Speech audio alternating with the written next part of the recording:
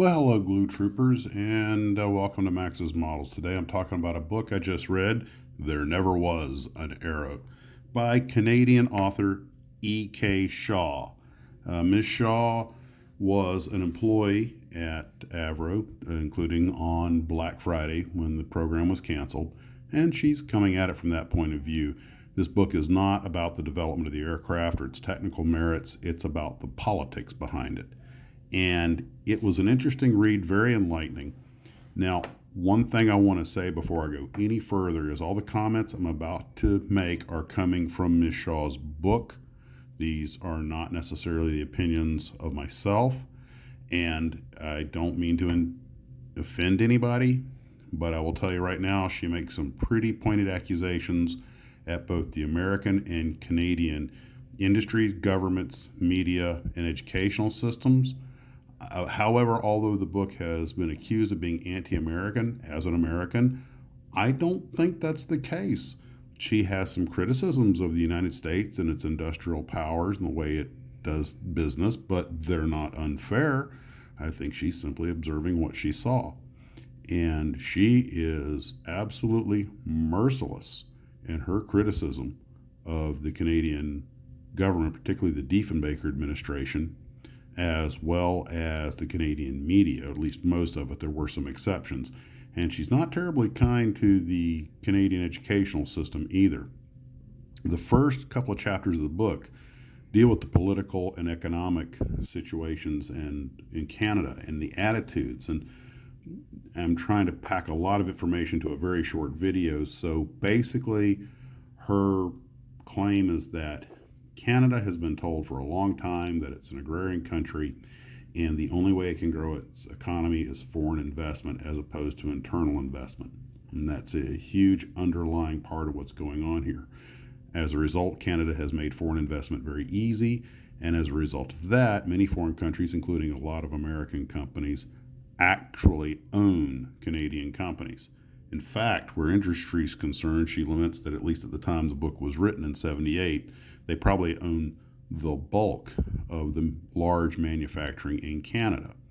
Even Avro, which made the CF105, was actually started by Hawker Siddeley. So we're going to get into that a little bit, but primarily her complaint is that Canadians need to have more confidence in their ability to engage in large and complex industrial programs on their own without foreign investment. And she will talk about that at great length during the book.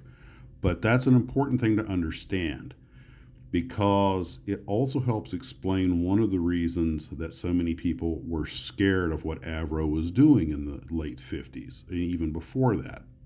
She talks about how during World War II, the British needed more Lancaster bombers, so they went to Canada, had a factory set up in Malton, Canada. It was A.V. Rowe, Canada. It was run by Roy Dobson, an Englishman who was considered the mastermind of the Lancaster. They made 422 Lancs, as well as a couple of Lincolns, and even a couple of York transport planes. And Dobson was convinced that Canada had a lot of potential as an aircraft manufacturing country. The Canadians did great work and they were extremely efficient. The Honorable C.D. Howe was the Minister of Munitions, Supply, and later Reconstruction, so he had great influence on these companies. And at first he was a supporter that helped A.V. Rowe Canada get up and going. Well, after the war in December 45, Hawker Siddeley decided, let's open Avro Canada, and Dobson was made the president. So they turned out to be a really good company, and they immediately got started on some pretty advanced designs. And by 1949, they were flying Canada's first jet airliner, the Avro jetliner, later called the C-102. And mind you, this airplane flew only 13 days after the British de Havilland Comet first flew. And what's important about this airplane is it got a lot of attention real quick because there was not a single American airline manufacturer at the time that even had a jet airplane on the drawing board. And Canada had a working jet. Now, they were supposed to use an engine that was not available because of the Korean War cranking up. So they'd use 4 smaller engines instead of the 2 larger engines they had planned to use. I believe they wound up using Derwents. But the point being that despite this, the airplane turned out to be very popular. They built one, they flew demonstration flights, did the first jet airmail from Toronto to New York in it. Howard Hughes was definitely interested. He managed to get his hands on it for about 6 months, didn't want to let it go. And he wanted them for TWA, and Trans-Canada Airlines, which we all now know as Air Canada, wanted a modified version of it. But with the Korean War breaking out, C.D. Howe said, nope, everything goes to the CF100 Chinook, another Arrow jet, which was a very competent design for when it was made. It was a good airplane. And unfortunately, even though Avro was convinced they could do both, they were only allowed to keep the one airplane. The one they had under construction was stopped, and everything had to be moved out of the building. It really doesn't make much sense today, but I don't know what was going through Mr. Howell's mind. I don't think it was deliberate. I think he really probably was worried about wartime production, because remember, this is only 5 years after World War II, and everybody's thinking mass production. But they never were allowed to go back, even after the Korean War, into making the Avro jetliner, which is a shame. And about 8 years later, it was mysteriously cut up. And no one seems to be completely sure what was going on with that. But anyway, she doesn't get into a lot of details about it. She just mentions that it happened. So I'd like to find out what the details were on that.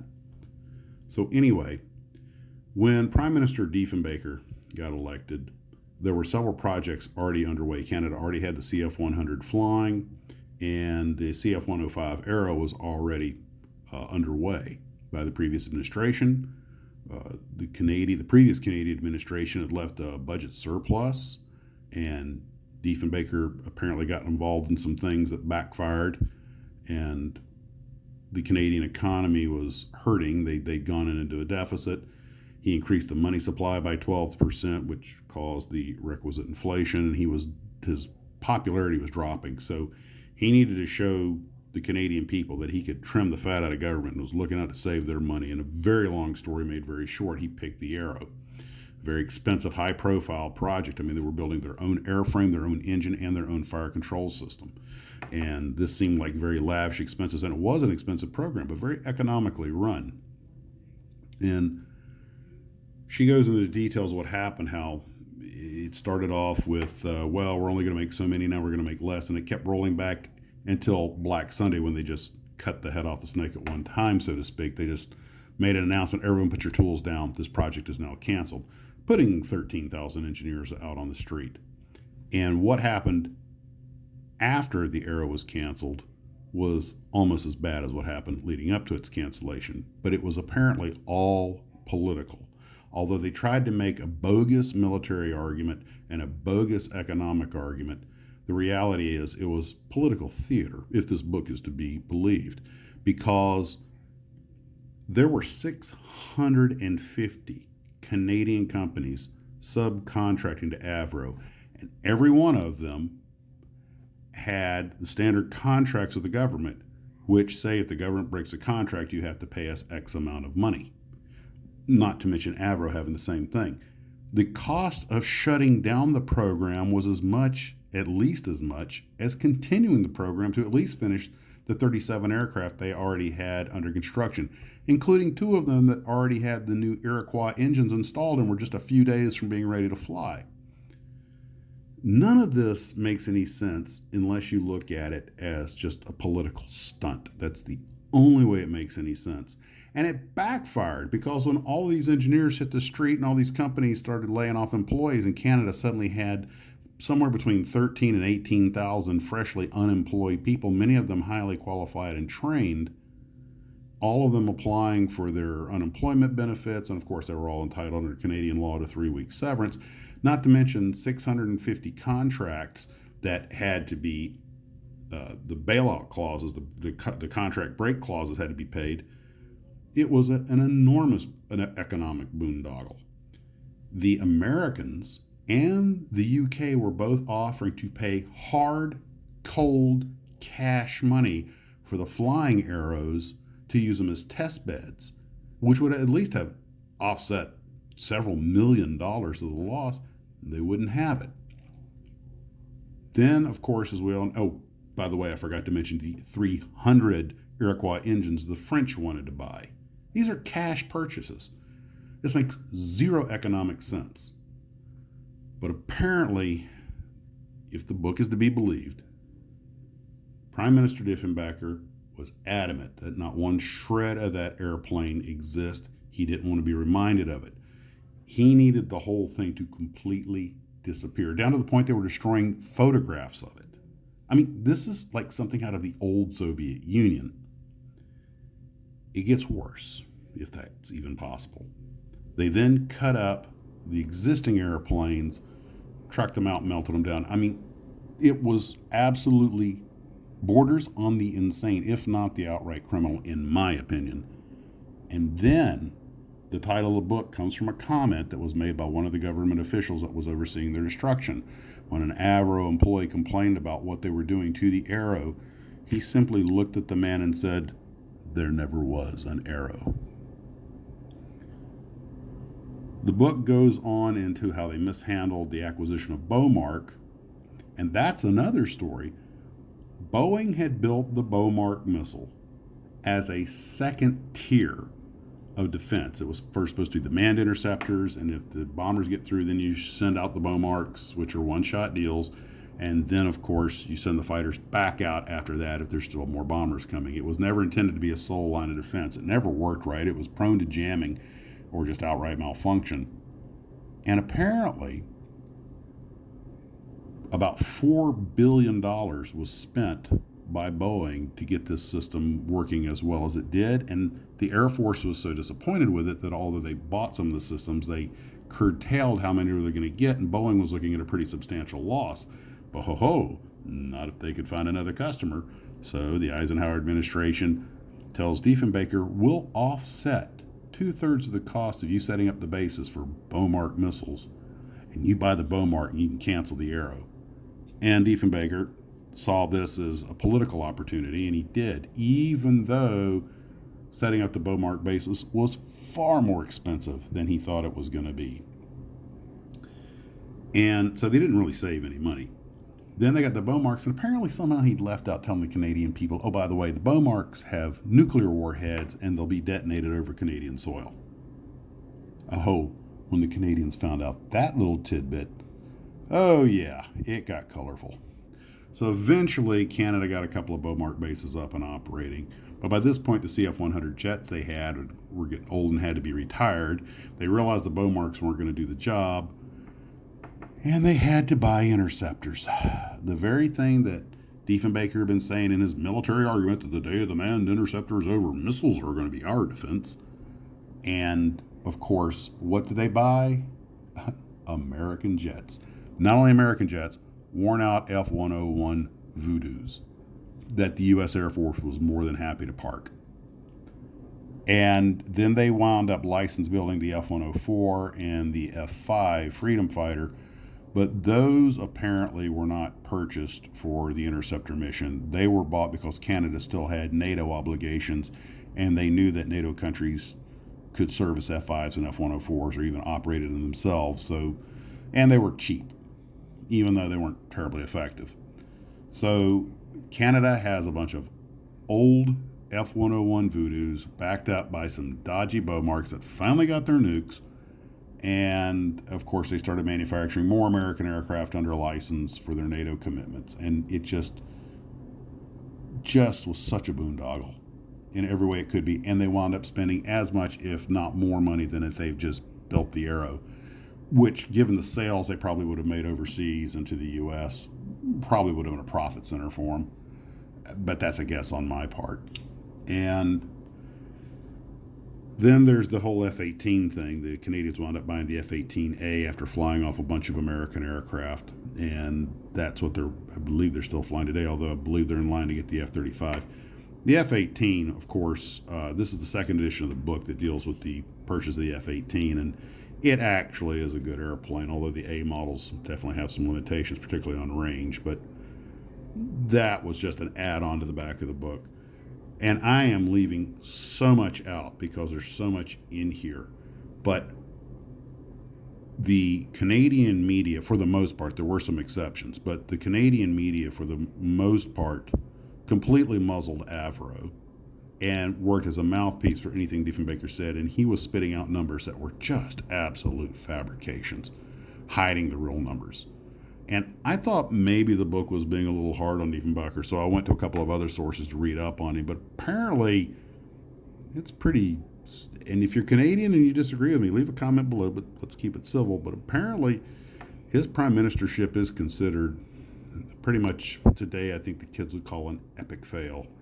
And I think we'll be talking about this at the live stream some, probably, if you guys want to. But the way the book says that Canada sees itself as a largely agrarian and mineral-rich country that lets foreign investment come in and run the big industry. I don't know if that still applies today, but that's the way that Shaw sees it as a Canadian. And she says Canada needs to shake that off. Also, the government used the Arrow as nothing more. It really destroyed a what could have been a vital piece of Canadian and even Western national defense for nothing more than a political opportunity to say, look, I'm saving you money. And in the end, didn't even do that. And the media was right there wagging the dog. That's basically the idea behind the book. So it was an interesting read. I was so infuriated by some of the things I read in there. I mean, there were Royal Canadian Air Force officers who were told point blank if they spoke out and basically told the truth, they would be canned. And there was one Vice Air Marshal who almost got demoted simply for answering two simple questions. Honestly, they asked him, is the manned interceptor obsolete? He said, no, of course not. And, is the Arrow obsolete? No, of course not. And they almost canned him just for that. And there you have it. So it's apparently when the book was first written, Diefenbaker was still alive, so there was things she said she couldn't say because, well, he was still around. He passed by the second edition, but I didn't see anything else added to it. It just went into the adoption of the F-18. So that's what I got out of that book. It was an interesting read and a real eye-opener. Of course, this is written by a former Avro employee from her point of view, but I have no reason to doubt her. So guys, leave your comments down below, and if you are Canadian, tell me what you think about her analysis of Canada, or if you remember when the program was canceled, just give me your 2 cents. And as an American sitting down here, all I can say is I still really wish they built that bad boy, because I'd like to fly one. Well guys, this is Max of Max's Models. Take care of yourself, and as always, model on.